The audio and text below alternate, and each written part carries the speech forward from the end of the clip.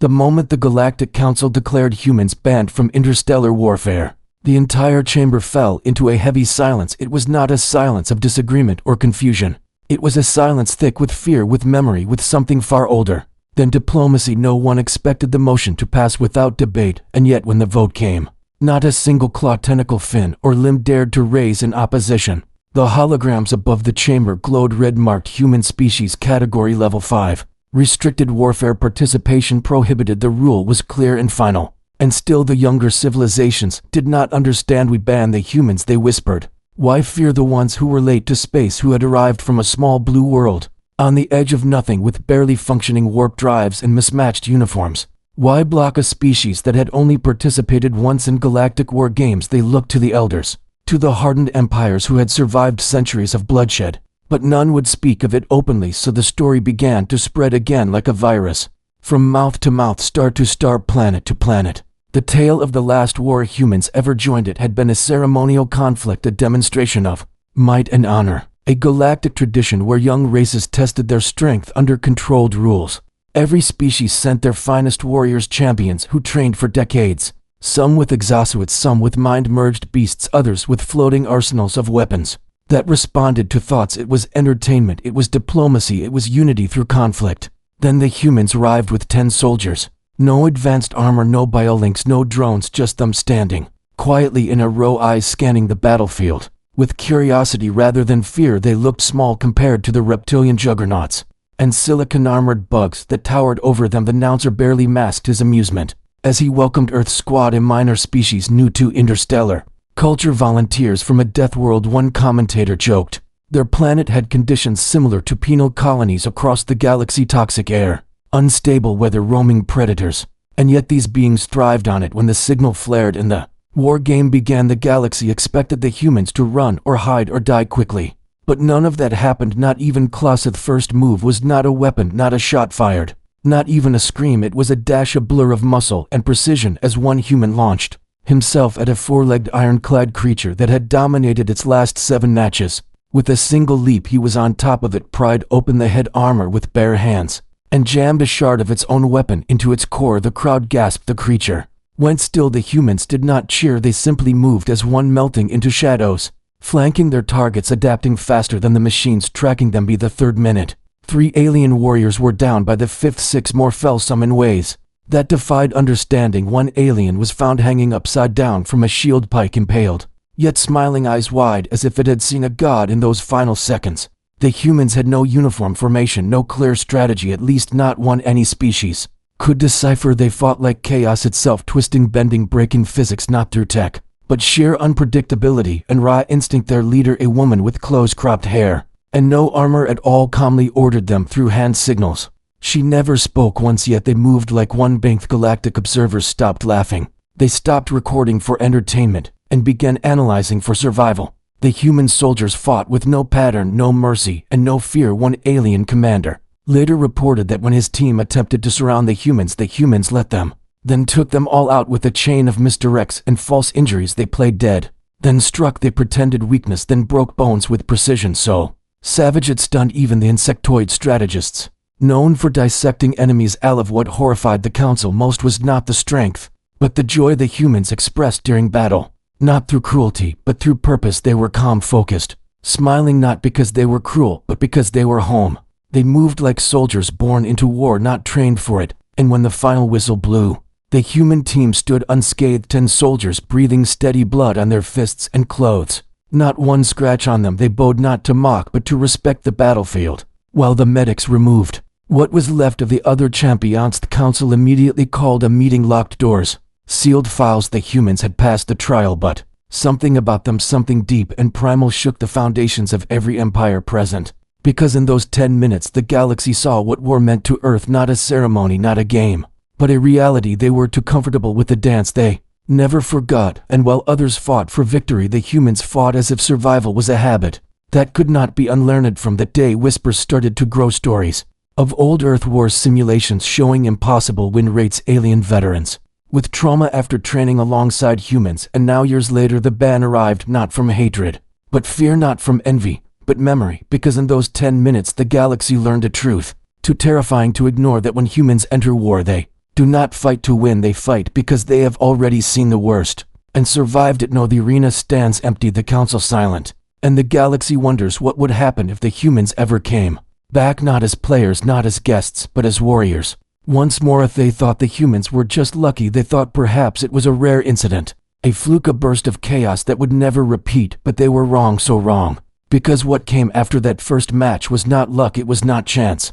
It was the unveiling of something older, deeper, darker than anything they could model or contain. The next challenge came 3 cycles later when a second team from a distant empire challenged Earth's champions directly, not in simulation but in a live trial and open arena where every species could watch, learn, fear, and remember. This new team was no ordinary force. They were bred for war, grown in vats, fed with neural combat data, their bones laced with diamond composites, their thoughts shared through a hive relay. They moved as one being, without hesitation, without emotion, without mercy. And yet when they stepped into the same arena that had once seen humans reduce monsters to rubble, they hesitated just a little because the shadows still remembered what happened there. The soil still smelled like terror and human blood, and the crowd fell silent as Earth's team entered again. This time, the same 10 soldiers walked calmly into the center, dressed again in outdated uniforms and carrying no visible weapons. The leader, the woman with the cold eyes and steady breath, stood still like a monument to something forgotten.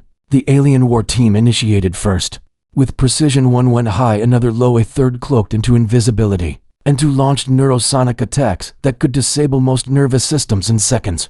And yet the humans just moved, just adjusted, just reacted in ways no one could explain. One soldier twisted mid-air, caught the invisible attacker mid-strike and slammed him so hard into the ground that the metal surface cracked and sparked. Another took the high assault with a roll and responded not with a weapon, but with a broken shard of floor plating turned into a makeshift bladder. They were not just fighting, they were improvising, creating tactics on the spot, as if their minds were dancing around probability and seeing futures before they happened. One by one the vat-grown warriors fell, and the galaxy stared as the so-called perfect war unit was dismantled, not by superior technology, not by overwhelming firepower, but by something far more terrifying, by unpredictability, by adaptability, by rage controlled so tightly it felt like staring into the eye of a storm that refused to blink it. 1.1 of the humans was thrown against a pillar with force that would shatter most bones. The crowd gasped, sure that he was finished, but the man rose slowly, wiped blood from his forehead, smiled without joy, and charged again, yelling something in his ancient Earth language that the translator could not catch. But whatever it was, it made the attacking alien falter for just a second, and that was all it took. The human's elbow found the soft gap under the alien's chest plate, and the battle was over before the next breath. From above in the council chamber, the war monitors flickered nervously, data unable to make sense of the speed, angles, heart rates, and psychological patterns coming from the humans. The algorithms broke down. No logic could explain how these Death Worlders calculated danger like a game and executed counters as if born for each scenario. They were rewriting the meaning of battle, and the council watched with growing dread. A historian from the Krell Empire spoke quietly to his neighbor during the fight, asking, how could a race from a low-tech blue planet do this? How could they achieve such domination without shared minds or chemical boosters or mind links? And the answer came not from another elder, but from a young technician barely a century old. He said softly, maybe because they know pain, maybe because their species climbed out of cold caves, into storms, into fire, into war, maybe because every century they fought themselves, and the ones who survived passed on their madness until it became a strength down in the arena. The final moment came as the last vat-grown warrior dropped his weapons, fell to his knees, and said nothing. He simply stared at the human leader who walked up to him, touched his shoulder, and whispered something no one could hear. The alien lowered his head and powered down, and for the second time in the history of galactic warfare, the humans stood victorious. Without losing a single soul, there were no cheers, no music, no celebration. Only a quiet storm of thoughts passing through every mind watching those screens, a deep sense that they had seen something they could not unsee, a species that did not just win battles but reshaped what battles meant by their very presence. The council went into emergency session again, this time not to discuss banning humans, but to study them deeply, quietly, obsessively, and what they found disturbed even the most. Ancient of Empire's records from Earth's history were decrypted, translated, and analyzed, and what emerged was a story of endless conflict, of wars fought over land, over faith, over ideas, over survival, children trained by life itself to grow strong through hardship, nations born and broken and reborn again. until the human mind evolved not away from violence, but into something far more lethal. They did not enjoy killing. They were simply good at surviving, and sometimes that required being monsters. In the skin of Thinkersby, the end of the next galactic cycle recruitment for joint warfare events. Dropped across multiple systems, no one wanted to share a battlefield with humans. Not because of hate, but because of a quiet whisper that echoed.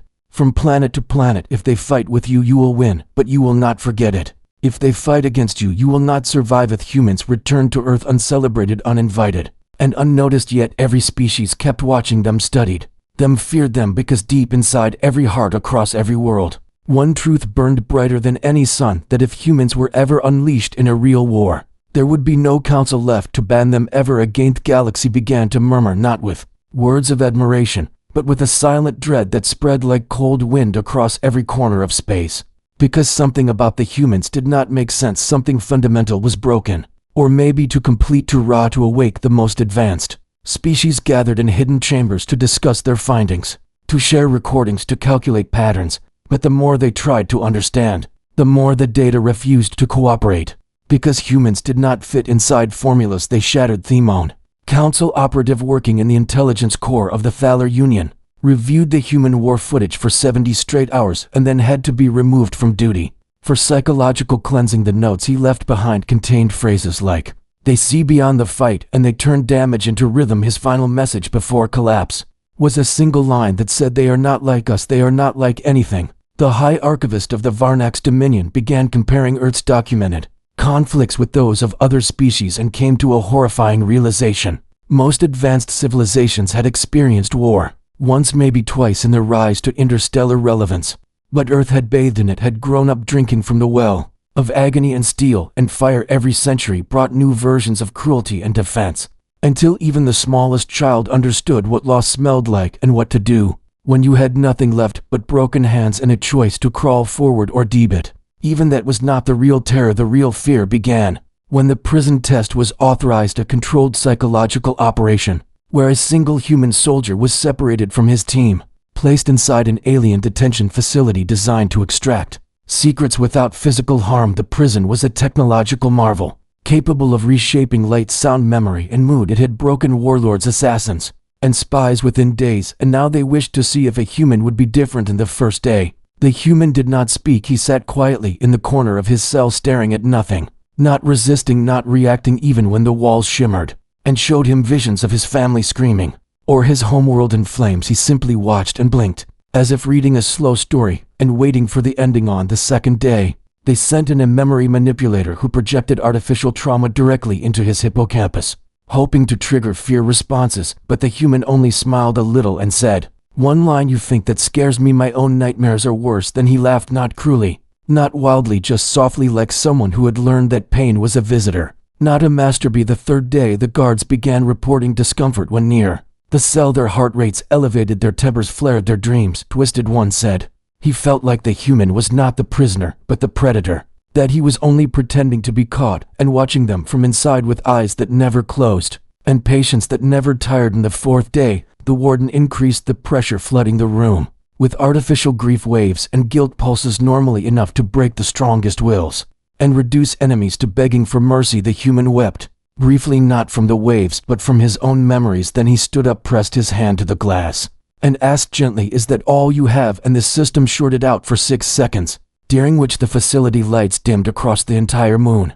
station. On the 5th day, the operation was cancelled, not because the human broke, but because one of the lead interrogators began questioning his own loyalty to the council, crying alone in a corridor, whispering that maybe they were wrong about everything, that maybe the humans were not monsters, maybe they were mirrors. Soldier was released without condition, and as he left the station, he looked at the director and said, "Thank you for the test. Now you know what happens when you try to understand what should not be understood." The director never returned to work. His final log said, "The human is not the danger is thinking they are like us." When this report reached the Galactic Council, panic erupted quietly beneath calm faces and political speeches. The species that considered themselves apex predators began closing recruitment channels, began building new weapons, began spreading rumors about Earth being unstable and untrustworthy, but none of them dared to challenge humans again, not openly, because now the fear was no longer about what humans could do in war, It was about what they could endure, what they could turn into power, what they could become. When Corner Dacre's 10 systems, the phrase "something is not right" with them began appearing in classified communications, always in reference to humans, always after simulations failed or training exercises turned violent, or soldiers had nightmares they could not explain even when humans were not present. Their memory lingered in every tactic, in every doubt, in every battle plan. Only training AI developed for elite combat units was shut down after it began mimicking human behaviors, too accurately using phrases like "we hold the line and they break before we do," and "never tell the enemy how much it hurts." The engineers were afraid that even in code, the human mindset was contagious. No, the galaxy understood the truth, that humans did not just survive wars, they absorbed them, digested them, rewrote themselves with every loss, every trauma, every shattered belief into something sharper, something faster, something more terrifying than any creature bred in a lab or forged in royal command chambers. And this truth was spreading like fire in dry wind, unstoppable and quiet and sure. The Galactic Council needed certainty. They needed one final test to convince themselves that the humans were not invincible, that their fear was exaggerated, that logic and science still ruled the stars. So they created a scenario, one that would force the truth out, not through battle, not through diplomacy, but through suffering. They called it the prisoner test phase 2, and this time, they would not study strength or strategy, they would measure the soul.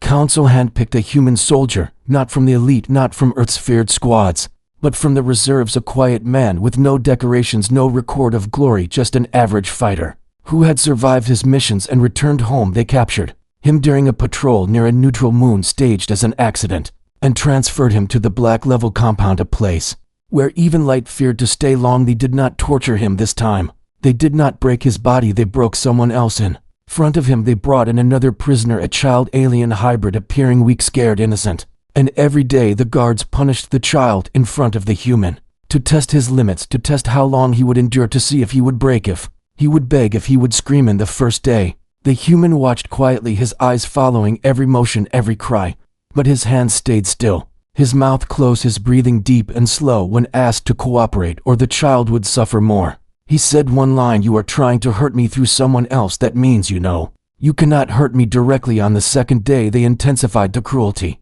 added fear, illusions of the child being burned, erased, forgotten, and the human began to whisper to the child between sessions, telling stories of rivers and trees and wind on Earth, his voice steady like a lullaby from a war god, a comfort crafted from scars and memories. In the third day something shifted. The guards felt it, the walls felt it, the entire compound began to vibrate with a strange tension, not physical, not technological, but emotional, like an old storm returning after a long silence. And the human finally stood, placed himself between the child and the next blow, and said, "You are teaching me what I will become." They tried to restrain him, but he refused to fight back. Not yet, not with fists, but with silence, with stillness. And when they left the room, the guards reported headaches, nightmares, visions of their own pasts twisted by the presence of that one human standing like a statue of judgment that did not need a weapon to command fear.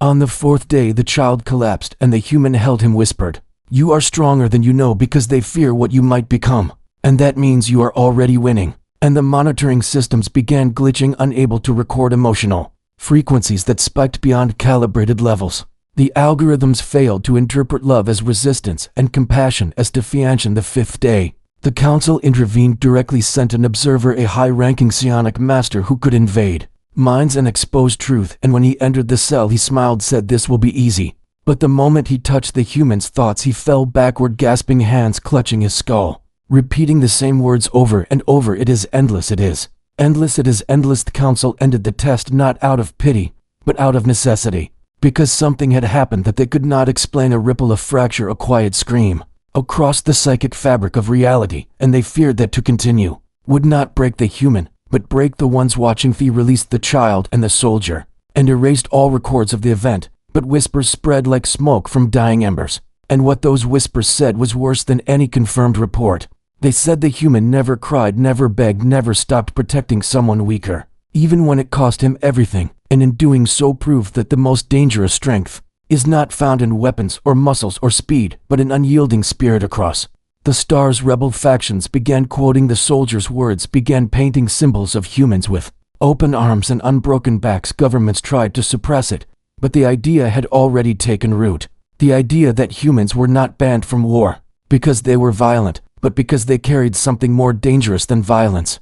They carried the ability to make others remember what they had forgotten how to resist, how to endure, how to fight not with rage but with meaning gone alien. Scholar wrote a secret paper called The Mirror Theory, stating that when other species look at humans, they do not see monsters, they see reflections of what they used to be before comfort, before peace, before stagnation, and that reflection terrifies them because it reminds them they once had fire in their blood too in private chambers. The council debated new strategies, new forms of containment, but none of it mattered anymore, because the truth had slipped past control and now lived in the hearts of those who saw what one human did without lifting a hand, without breaking a rule. And that truth was spreading faster than war ever could. The council sat in shadow, their faces half hidden behind veils of fear and data screens, trying to justify their next move, trying to explain to themselves that banning humans from war was not weakness but wisdom. But deep down, every voice in the chamber knew the truth. They were not protecting others from humans, they were protecting themselves from the reflection that humans brought to the surface. It was not about the weapons, not about the tactics, not even about the victories. It was about the way humans changed the battlefield without changing their expression, the way they turned pain into purpose and turned suffering into something sacred. It was about the way they forced others to look inward and question what they had become after the prisoner test, after the arena matches, after the breakdowns of seasoned commanders and the silence of artificial minds. The council decided to unseal the old simulations, the ones they ran secretly before ever inviting Earth into the trial simulations, designed to predict what might happen if humans participated in a full galactic war. Not a trial, not a game, but a true conflict with no rules and no observers. They had simulated 1,000 scenarios, from frontal assaults to siege warfare, from psychological operations to stealth campaigns, and in every one the outcome was the same. The humans did not win through numbers or technology, they won through madness, through sacrifice, through unpredictability. They adapted faster than the systems could respond.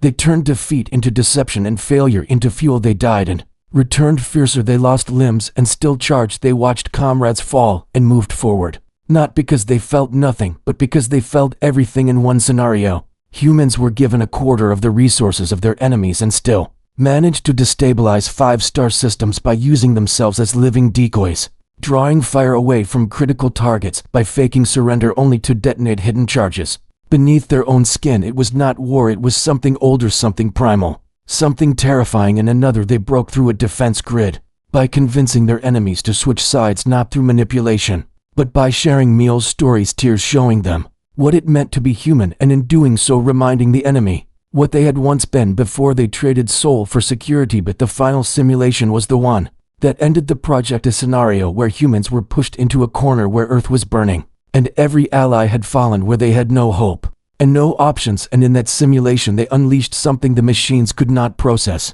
They called it Project Eclipse, a maneuver so desperate and brilliant that even the AI overseeing the test had to shut itself down to avoid emotional contamination. Project Eclipse was not a weapon, it was a philosophy. It was the idea that if survival required becoming something unthinkable, humans would become it, without hesitation, without regret, not to dominate, but to protect those who could not protect themselves, and in doing so rewrite the rules of war and peace forever. After this, the council sealed the data, marked it forbidden, deleted records, and spread the official report that humans were too chaotic, too unstable, too dangerous for structured warfare. But the truth lived on in the minds of those who saw the files, those who now woke at night, not from nightmares, but from visions of what humanity might do if truly cornered again. In the outer colonies, whispers grew louder of human squads training in secret, not for war, but for something deeper, something called remembrance, where soldiers learned not how to kill, but how to carry the weight of others, learned how to walk into death and come back holding hands with the broken and the lost. And refugee stations, survivors of conflicts, started telling stories of human medics who stayed behind during retreats, who carried children across frozen plains, who shared food until they fainted, who sang songs of old Earth, lullabies to dying aliens in languages never translated. And those stories became more dangerous than any weapon because they carried the truth that said humans did not seek war, but they refused to flee from it, that they did not crave dominance, but would rise when others fell, that they did not fight for glory, but for each other, for those who had no voice, for those already forgotten by the stars. Council tried to silence these stories, tried to erase footage, confiscate recordings, spread counter-propaganda, but it was too late. The idea had already rooted itself in the minds of countless beings across thousands of systems. The idea that banning humans was not strength, it was fear. And fear once spoken becomes prophecy. No ships bearing Earth markings are watched not for threats, but for hope. Signals are intercepted not for intel, but for inspiration. And the word human is no longer spoken with scorn, but with a quiet reverence, like a warning and a prayer, because somewhere deep in the galaxy a child asks what happens if humans ever return to the war, and the answer is whispered by 1,000 lips across 1,000 worlds. They will not come to conquer. They will come to remind us who we used to be. The years moved forward like quiet waves across time, but the memory of humanity did not fade. Instead, it sharpened, growing clearer in the minds of those who once doubted them, once feared them, once tried to erase them. The more the galaxy tried to forget, the more the stories returned, carried by travelers, by traders, by those who had seen Earth's children act not in wrath, but in loyalty and silence and sacrifice. And these stories stitched themselves into the minds of the young, into the hearts of those who had never seen war yet felt its weight. Through the echoes of ancient pain in the distant corners of the Orion Reach, where conflict once raged and was now quiet, the name human became more than a word. It became a symbol, a code whispered among rebels, spoken in reverence by soldiers, and even printed on the weapons of those who believed in last stands, not for victory, but for something older, for dignity and for duty. In such system, the Travan expanse burned with rebellion, not for conquest, but for freedom. As one empire had tightened its grip, choking life from the moons and stations beneath its shadow, the people cried for help. The council gave none. The strong turned their backs. And yet from the edge of space came a ship, unregistered, unsanctioned, unknown, and aboard it stood a crew that wore no flags and carried no insignia, yet walked like legends, their eyes calm, their breath steady, their bodies marked not with medals, but with scars earned in forgotten fights. They did not arrive to lead, nor to save. They arrived to stand beside the broken, not as heroes, but as reminders. And when the Empire sent its forces to crush the rebellion, the humans moved with grace and precision, not fueled by hatred, but by purpose. And when asked why they risked themselves for a cause that was not theirs, one of them, a man older than most wars, replied, "Because you still believe, and that is rare." They taught the rebels how to fight not with rage, but with clarity, how to move through pain without becoming it, how to hold the line not for land or power, but for the face of the person beside you. They brought no great weapons, only old tactics and older discipline, and within 3 cycles, the rebellion held ground, not because of might, but because fear no longer ruled their hearts. Across the stars, other systems watched and wondered how these outlaws, these banned warriors, returned without permission. Yet no one stopped them, no council ship intercepted them, no decree punished them for their presence, because the truth had settled deep like roots in soil. Humans were no longer soldiers. They were symbols, and symbols cannot be banned. They can only be remembered or feared. In secret rooms, council members argued, their voices cold with worry. If humans continued this path, they would ignite something far worse than war. They would awaken courage. And once courage spreads, the chains of power crack and crumble. And so a decision was made not to fight the humans, not to expose them, but to make a deal, send a message. One final attempt to contain the fire without burning everything. The diplomatic envoy was sent not to Earth, but to the humans themselves, to the ship that bore no name and the crew that bore no allegiance. The envoy arrived with words of peace and offers of sanctuary, and promises that if they stopped interfering, Earth would be welcomed again, and the ban lifted under special conditions. The human leader, a woman with gray in her hair and fire in her eyes, listened patiently. Her crew stood behind her, not as soldiers, but as witnesses. And when the envoy finished, she smiled not cruelly, but with sadness, and said, "You still do not understand. We did not come here for permission, and we did not come to return. We came because someone had to, and when no one else stood up, we did.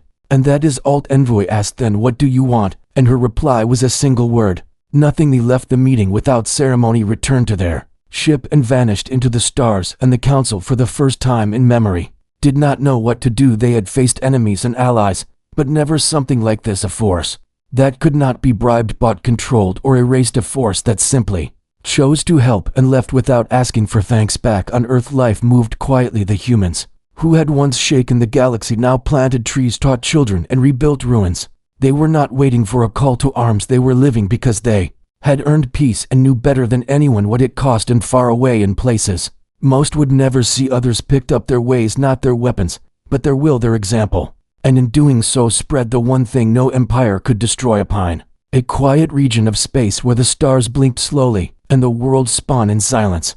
A signal flared for the first time in decades. It came from a dead zone once thought abandoned. After a mining colony vanished under mysterious conflict, no species had returned since then, no aid was sent, and no survivors were ever found. Yet now the signal screamed a distress call ancient, and raw help needed, lives at risk. Unknown threat approaching. The council reviewed the signal and looked at one another. Uncertain, reluctant, the coordinates lay near territories still unstable, still licking wounds from the last rebellions, and no one wanted to send troops.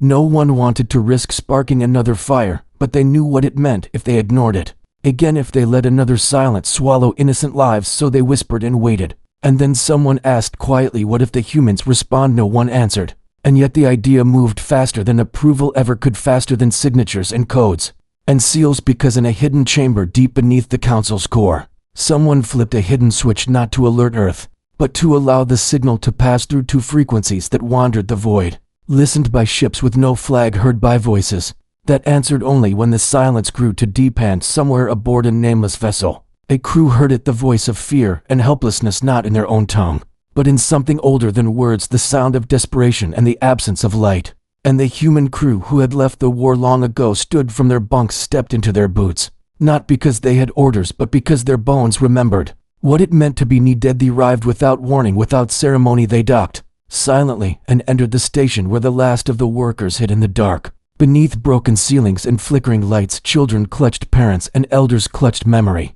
And when they saw the humans, they did not cheer, they did not run. They simply watched as hope entered the room wearing tired armor and calm. Iced threat was not another empire, not a rebellion, not an army, but something older, something beneath the surface, a force that devoured systems without name, without pattern. And the humans did not ask what it wanted, they did not ask who would pay. They simply moved forward, set up lines, cleared paths, taught the civilians how to stay still when the shaking came, how to breathe when the air tasted wrong. They fought not with great machines, but with fire and noise and presence. They stood in the places where fear liked to grow and rooted themselves in it until it withered around them. They faced the creature not as conquerors, but as protectors, and when it screamed across the halls in a voice that turned metal to dust, the humans walked through it, shielded by something no scanner could detect. Creature learned that day. It learned the same truth the galaxy once learned and tried to forget, that humans cannot be broken by pain, only shaped by it, cannot be stopped by fear, only slowed and made more determined. And after the final clash, when the last echo of the enemy faded into silence, the station still stood, scarred, but breathing, alive and whole. With humans stayed one more day, helping, fixing, mending walls and minds, and then without asking for thanks, without leaving names, they left as they always had, quiet as ghosts, strong as memory. And when the council received the final report, there was no outrage, no scandal, only stillness, and then a vote held, not with speeches, but with eyes and nods. And in that moment the ban was lifted, not by law but by truth, across the galaxy. A quiet message spread, not through screens or broadcasts, but through people, through hands offered without asking, through fires lit in cold places, through songs sung in broken dialects that all meant the same thing. They came back when we needed them. On Earth, a child stood beside her grandfather and asked, why did they ban us in the first place? And the old man looked out across the hills where the sun met the steel ruins of an old battle and said, because they did not understand what we were. And the child asked, and now? And he smiled and said, now they join the farthest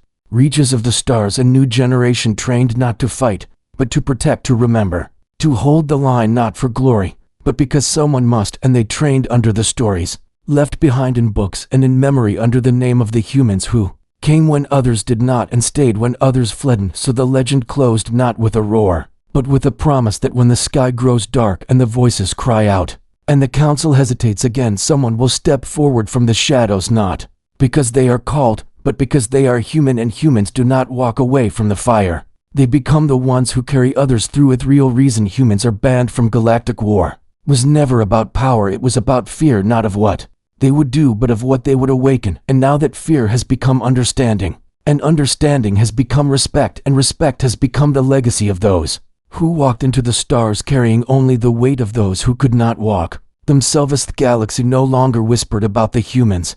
It spoke their name with weight, with understanding, with a kind of reverence, earned not through conquest but through choice.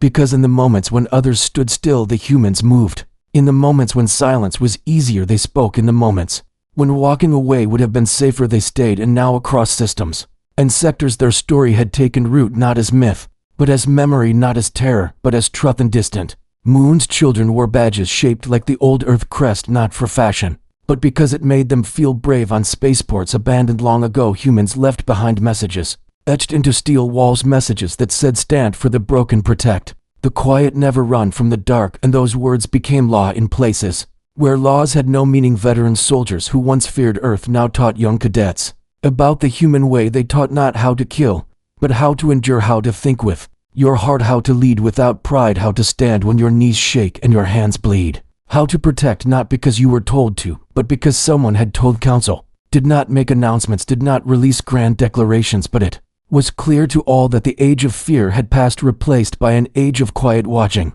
and deeper learning. Now when humans walked into a room, others stood not out of obedience, but out of respect, not for power but for principle. Deep within the archives of the old war chambers, locked behind vaults that once held simulations and bans and warnings, a new plaque was installed with no guards, no passwords, no chains. A plaque that bore one sentence carved by hand into the wall by someone who had once voted to ban them. It read, humanity is not dangerous because it loves war. It is dangerous because it does not stop loving, even in where and somewhere far beyond the maps of the council, beyond the known space, in a place where stars were still being born and time itself seemed to breathe. A single figure stood at the edge of a cliff, his boots planted in soil no chart had ever marked, his eyes staring at the horizon of a world that was not his and yet needed him. He lifted a child onto his shoulders as the sun rose, and others like him stood behind, ready to teach, ready to build, ready to carry the weight again, not for praise, not for reward, but because the fire inside them had never gone out. It had simply waited. Now the galaxy knows they were never banned out of hatred. They were banned because they reminded the stars what courage looks like at the end.